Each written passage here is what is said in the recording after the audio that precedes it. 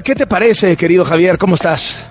¿Qué tal, Carlos? Buenas tardes. Creo que es un análisis algo complejo, ¿no? Por la cantidad de matices que tiene del gobierno de Claudia Sheinbaum. Y por una parte, en lo mucho que se parece al de López Obrador y en lo mucho que realmente se ha deslindado y que se ha distinguido o separado del de López Obrador. Y a veces parece que estamos viendo, no sé si podemos llamarle entre el día y la noche o ya de plano esquizofrenia, porque llama la atención. Creo que lo vimos muy claramente en la conferencia de hoy, cuando sale Alejandro Sbarch a hablar sobre el déficit de quirófanos en el IMSS Bienestar, ¿no? Y en el sector salud. Y dice, hay 99 hospitales que tienen quirófanos inservibles y los vamos a reactivar. Pero lo que es una crítica al gobierno de López Obrador, ¿no? Una crítica a la Dinamarca que nos quiso dejar López Obrador, y decir, la gestión del sistema de salud en el sexenio de López Obrador fue tal fracaso que hay 99 hospitales que no tienen quirófanos funcionando, es clarísimo ese deslinde. Y sin embargo, no pueden agarrar, pues, ¿qué te diré, Carlos? Los pantalones o la valentía como para decirlo con todas sus letras, ¿no?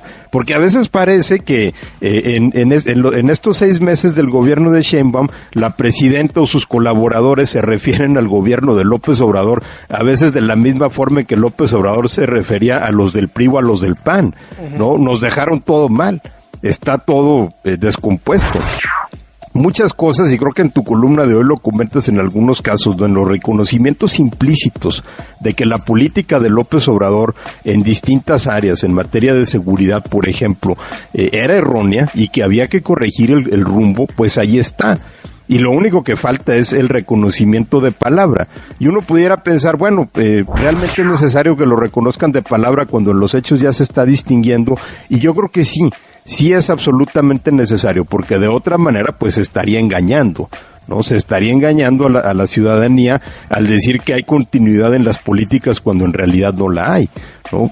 Se engaña, por ejemplo, al decir que hay continuidad en las políticas del presidente López Obrador cuando el viraje, por ejemplo, en seguridad ha sido tan drástico que la cantidad de personas detenidas por vínculos con cárteles del narcotráfico, pues ya prácticamente en 6 meses rebasa a lo que se hizo en 6 años, ¿no? La cantidad de jefes de grupos criminales detenidos, la cantidad de drogas decomisadas. Y no nada más lo vemos en esos ámbitos, ¿no? Hay otros en donde Claudia Sheinbaum también ha marcado ciertos deslindes, la participación del sector privado, por ejemplo, en materia energética, en el reconocimiento de que pues el erario público está tan maltrecho que el gobierno ya no tiene para invertirle al sector y va a necesitar apoyarse en empresas privadas. Hay un recorte muy discreto en el gasto social. México Evalúa tiene un reporte que es impresionante sobre el recorte en las transferencias y subsidios, particularmente la Secretaría del Bienestar, de Educación y del Trabajo, o sea, las pensiones, las becas y el Jóvenes Construyendo el Futuro, que es de más de 280,000 millones de pesos menos gastados en el arranque de este año que en el del año pasado. ¿Por qué? Porque la principal prioridad de la Secretaría de Hacienda ahorita es reducir el déficit fiscal, la brecha entre lo que el gobierno ingresa y gasta, pero sin tener que admitir que López Obrador se las dejó en niveles insostenibles. Y eso es lo que a veces Sheinbaum me parece que no logra explicar. ¿Por qué está dando estos cambios de timón sin decir a qué se deben? ¿Pero crees que, o sea, políticamente no puede? Es decir, políticamente no puede decir, pues todo esto es el cochinero que me dejó López Obrador. Pues digo, creo que algunas lo platicamos, ¿no, Javier? Lo más sencillo para sacudirse la presión de Trump por el tema narco es decir, oiga, fíjese que el del abrazos no balazos, el que empoderó a los narcos es ese señor que ya está en Palenque. Yo ya puse aquí a Harfuch, a Trevilla, y ellos están dando de catorrazos. Pero no puede decirlo. Entonces, lo trata de hacer, pero pues la narrativa no la puede decir porque, pues, ¿cómo va a decir eso de López Obrador? Pues, ¿no? No, políticamente claro que es un suicidio, ¿no? Porque López Obrador pudiera entonces empezar a mover fuerzas o alinear fuerzas en contra de Sheinbaum. Yo creo que el asunto no es tanto si Sheinbaum puede o no decirlo, eso queda claro que no puede. Yo creo que más bien la pregunta es si quiere o no decirlo. Porque la razón por la que te digo que a veces veo una bipolaridad en la forma en que se comporta este gobierno es que hay veces en que Claudia Sheinbaum replica el discurso de López Obrador al grado de que parece que tenía una grabación de sus mejores hits, ¿no? de las mañaneras del sexenio pasado y se las aprendió de memoria, ¿no? A veces en la manera en la que descalifican a críticos, ¿no? del gobierno, y entonces se refiere a que los conservadores son los que están sacando a Teuchitlán de toda proporción, ¿no? Viendo obviamente pues que en el gobierno están expuestos a ese tipo de cuestionamientos que ya sabemos que no les gustan, pero la manera en que Sheinbaum saca los mismos adjetivos, ¿no? Los mismos epítetos que sacaba López Obrador es verdaderamente notable, sobre todo porque Sheinbaum no se distinguía por ese tipo de discurso antes. Uh-huh. Oye, Javier, fíjate que llega la presidenta con siempre había traído una muy buena popularidad. Lo de Trump la ha impulsado todavía más. Hoy veía a Mitofsky que la pone con 70% de aprobación.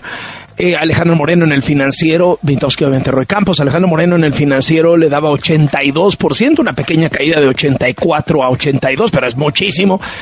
Pero cuando tú te vas al tema de, oye, ¿qué tal lo está haciendo contra la violencia? Está reprobada. Oiga, y la corrupción, sale reprobado el régimen. Es decir, ha logrado la opinión pública separar por lo menos estos dos temas de corrupción y de seguridad con respecto a la aprobación de la presidenta. No sé si con la premisa de, pues de todas maneras nadie puede con la inseguridad, de todas maneras todos son corruptos, entonces lo saco de los costos políticos, digamos. Yo creo que en parte hay eso, es decir, en donde el electorado percibe que de todas formas Morena sería mejor opción que el PRI o que el PAN, ¿no?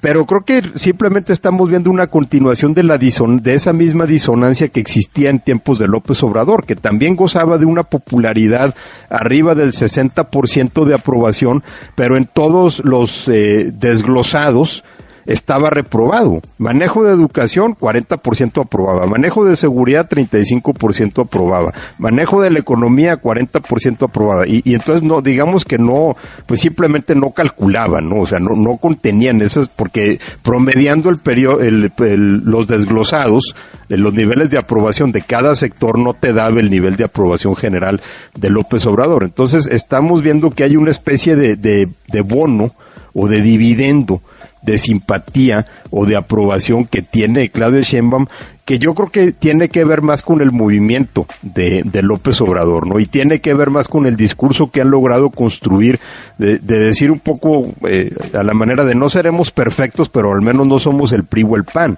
¿no? Y obviamente todavía hay memoria de los gobiernos del PRI y del PAN, por eso seguimos viendo cómo a nivel local los votantes siguen desplazando, destituyendo gobiernos de alcaldes o de gobernadores priistas o panistas. Javier, qué gusto saludarte como siempre. Igualmente, Carlos, un abrazo.